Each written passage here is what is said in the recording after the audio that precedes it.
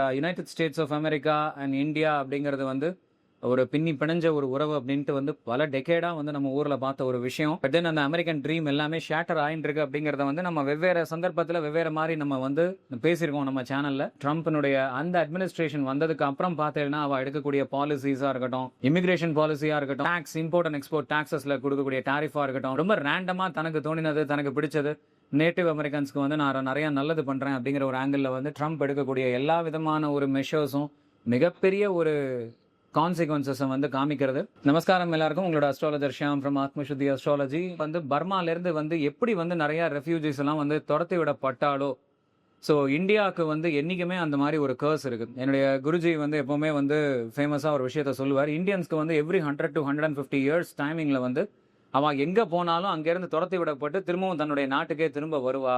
இது ஒரு ஹிஸ்ட்ரியிலேயே இந்த மாதிரி பேட்டர்ன்லாம் நடந்திருக்கு. ஸோ அதே மாதிரி தான் இப்போ யுனைடெட் ஸ்டேட்ஸ்லேயும் வந்து நடக்க போகிறது. பர்மாவில் எப்படி துரத்தி விடப்பட்டாலோ அதே மாதிரி இந்தியன்ஸ் எல்லாருமே வந்து யுனைடெட் ஸ்டேட்ஸ்லேருந்து ஹியூமிலியேட் பண்ணி துரத்தி விடப்பட போகிறா. அதுக்கான ஒரு ப்ரிகர்சர் தான் வந்து இந்த $100,000 வந்து சார்ஜாக வந்து H1B விசாவுக்கு போடுறது. அது ரெனுவல்கா இல்லை ஃப்ரெஷ் விசா அப்ளிகேஷன்ஸ்க்கா எந்த விதமான கிளாரிட்டியும் கொடுக்காம ப்ரெஷர் மேலே ப்ரெஷராக போட்டு எட்ஜில் உங்களை தள்ளி அதுக்கப்புறம் ஹியூமிலியேட் பண்ணி அப்படியே உங்களை வெளியில் அனுப்புறது தான் பிளான். ஸோ அதனால் வந்து don't be surprised like come on if everyone is going to get out of America and come back to India. So அதனால் அதுதான் நடக்க போகிறது. அண்ட் அதே மாதிரி ஏர்போர்ட்டுக்குள்ளே நுழையும் போதே அங்கேயே வச்சு இமிகிரேஷனை கேன்சல் பண்ணி நீங்கள் வந்து இல்லை நீங்கள் நாட்டுக்குள்ளே வரக்கூடாதுன்னு அப்படியே துரத்தி விடுறது, இதெல்லாம் ஆல்ரெடி நடக்க ஆரம்பிச்சிடுது. So Indian dream of America அப்படிங்கிறது வந்து it's all over, it's history. And இதுக்கப்புறம் வந்து யாருமே வந்து அந்த மாதிரி ஒரு ட்ரீமை வச்சுட்டு வந்து உங்களுடைய கேரியரையோ இல்லை உங்களுடைய லைஃபையோ வந்து நீங்கள் மெஷர் பண்ணிக்க வேண்டாம். So this is a land of plenty of opportunities. So ட்ரம்ப்பினுடைய அட்மினிஸ்ட்ரேஷன் மட்டும் இல்லாது அது வந்து ஒயிட் மென்னுடைய பாலிசி.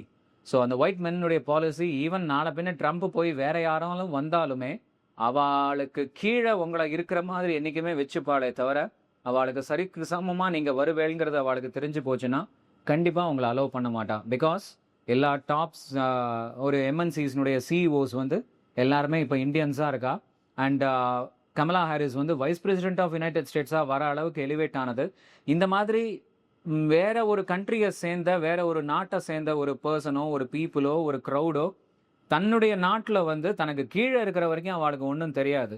பட் தனக்கு சரிக்கு சமமாக வருவா, தன்னுடைய ஆப்பர்ச்சுனிட்டி எல்லாம் அவள் கைக்கு போகும் அப்படின்னா யாருமே அலோவ் பண்ண மாட்டான். அதுலேயும் எஸ்பெஷலி ஒயிட் மென் கண்டிப்பாக அலோவ் பண்ண மாட்டாங்க அப்படிங்கிறத அந்த ஒரு விஷயத்தை இந்த வீடியோவில் உங்கள் எல்லாருக்கிட்டையும் நான் பகிர்ந்துக்கணும்னு நினச்சேன்.